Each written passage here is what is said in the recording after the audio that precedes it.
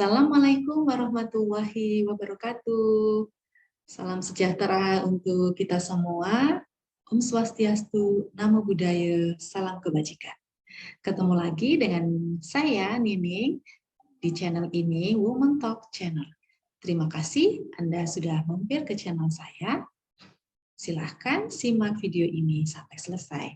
Dan kali ini kita akan membahas tentang bahaya aborsi bagi remaja. Pertama kita lihat dulu definisi dari aborsi. Aborsi ini sering ya kita dengar berita-berita yang tidak enak yang ada di luar sana. Banyak juga kasus aborsi ini yang terjadi pada remaja. Walaupun sebenarnya kasus aborsi ini tidak hanya terjadi pada remaja, tetapi yang banyak muncul di pemberitaan media justru aborsi pada remaja. Nah, aborsi, kalau kita lihat dari Kamus Besar Bahasa Indonesia, diartikan sebagai pengguguran kandungan. Sedangkan pengertian lain atau definisi yang lain, ada yang mengatakan bahwa aborsi itu adalah penguguran janin atau embrio setelah melebihi masa 2 bulan kehamilan. Peraturan perundang-undangan yang berkaitan langsung dengan aborsi diantaranya adalah Pasal 75 ayat 1 Undang-Undang Nomor 36 Tahun 2009 tentang Kesehatan atau Undang-Undang Kesehatan. Dikatakan bahwa setiap orang dilarang melakukan aborsi. Pengecualian terhadap larangan melakukan aborsi ini diberikan hanya pada 2 kondisi. Yang pertama, indikasi kedaruratan medis yang dideteksi sejak usia dini kehamilan, baik yang mengancam nyawa ibu dan atau janin, yang menderita penyakit genetik berat dan atau cacat bawaan, maupun yang tidak dapat diperbaiki sehingga menyulitkan bayi tersebut hidup di luar kandungan. Dan yang kedua, kehamilan akibat perkosaan yang dapat menyebabkan trauma psikologis bagi korban perkosaan. Dalam pasal 194 Undang-Undang Kesehatan dikatakan setiap orang yang dengan sengaja melakukan aborsi tidak sesuai dengan ketentuan sebagaimana dimaksud dalam pasal 75 ayat 2 dipidana dengan pidana penjara paling lama 10 tahun dan denda paling banyak 1 miliar rupiah. Ya, sangat berat sehingga kita harus selalu hati-hati dan waspada dan perhatikan apa dampak aborsi bagi remaja. Nah, macam-macam aborsi ada 2, yaitu abortus provokatus dan abortus spontaneus.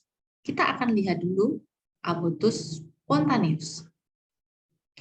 Abortus spontaneus adalah aborsi yang terjadi karena faktor alamiah yang tidak didahului faktor-faktor mekanis atau bisa juga dikatakan kehilangan janin yang gugur dengan sendirinya karena tidak disengaja dan terjadi karena sang ibu mengalami kesalahan genetik atau akibat penyakit yang dideritanya. Sedangkan abortus provokatus merupakan aborsi yang dilakukan secara kesengajaan, baik dengan menggunakan alat-alat maupun memakai obat-obatan. Abortus provokatus ini dibagi menjadi 2, abortus provokatus medicinalis dan abortus provokatus criminalis. Abortus provokatus medicinalis adalah tindakan aborsi yang dilakukan karena alasan kesehatan si ibu hamil tidak dapat melanjutkan kehamilannya. Misalnya, si ibu menderita penyakit jantung.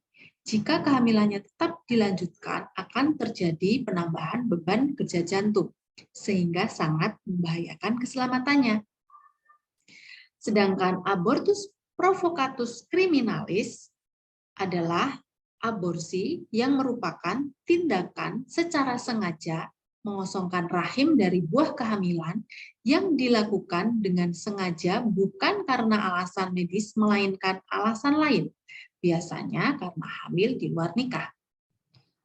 Aborsi di kalangan remaja sering diartikan sebagai pengguguran janin beserta plasentanya dengan sengaja karena berbagai macam alasan yang berhubungan dengan asusila. Misalnya karena malu, karena orang tua tidak tahu, karena belum menikah, karena belum siap punya anak, karena hamil di luar nikah, karena hasil hubungan gelap, karena hamil hasil perkosaan, dan sebagainya. Aborsi ini tentu saja sangat berbahaya. Dampak atau bahaya aborsi dapat menyebabkan berbagai hal yang tidak diinginkan, seperti terjadinya infeksi. Infeksi ini terjadi karena peralatan yang digunakan pada saat melakukan aborsi yang tidak steril, sehingga akan berakibat terjadinya infeksi pada organ reproduksi. Yang kedua, terjadinya perdarahan hebat. Ketika seseorang melakukan aborsi, maka terjadilah pengeluaran buah kehamilan secara paksa, di mana pada saat itu tentu saja disertai dengan keluaran darah yang cukup banyak. Hal ini akan membahayakan kehidupan perempuan yang mengalami aborsi. Kemudian, akibat yang lain, aborsi ini bisa menyebabkan terjadinya kematian. Karena perdarahan yang hebat yang terjadi sehingga kehilangan darah yang begitu banyak, hal ini bisa menyebabkan terjadinya kematian. Akibat yang lain adalah kerusakan organ reproduksi, terutama pada serviks atau leher rahim. Hal ini terjadi karena penggunaan alat-alat yang merusak pada organ reproduksi, terutama pada serviks. Selanjutnya adalah dampak psikologis. Dampak psikologis diantaranya adalah perasaan bersalah dan berdosa, karena telah menghilangkan hak hidup seorang janin yang harusnya memiliki masa depan untuk hidup. Kemudian terjadi depresi, trauma, rasa ingin bunuh diri, rasa menyesal mendalam, dan tak punya harga diri. Tentu saja dampak-dampak psikologis ini sangat merugikan bagi remaja. Cara mencegah terjadinya aborsi pada remaja diantaranya yaitu dengan menjalin komunikasi yang baik dengan keluarga, komunikasi dengan orang tua, komunikasi dengan saudara. Kemudian memiliki kualitas iman yang baik. Hal ini sangat penting karena semua agama mengajarkan kebajikan. Kemudian menjaga pergaulan di luar rumah. Hal ini tentu saja sangat penting karena di luar rumah sangat mungkin terjadi banyak hal yang tidak kita inginkan.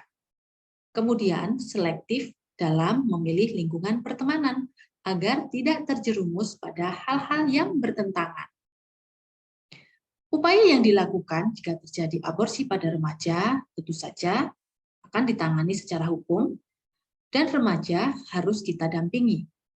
Harus dilakukan pendekatan supaya di kemudian hari bisa menjalani kehidupan yang lebih baik. Anda sebagai remaja tentunya harus memiliki pengetahuan yang tinggi tentang kesehatan reproduksi, supaya bisa menjaga martabat diri sendiri, menjaga organ reproduksi, dan bertanggung jawab terhadap kesehatan reproduksi Anda sendiri. Demikian pembahasan kita kali ini tentang bahaya aborsi pada remaja. Terima kasih Anda telah menonton video ini sampai selesai. Semoga video ini bermanfaat. Bye-bye.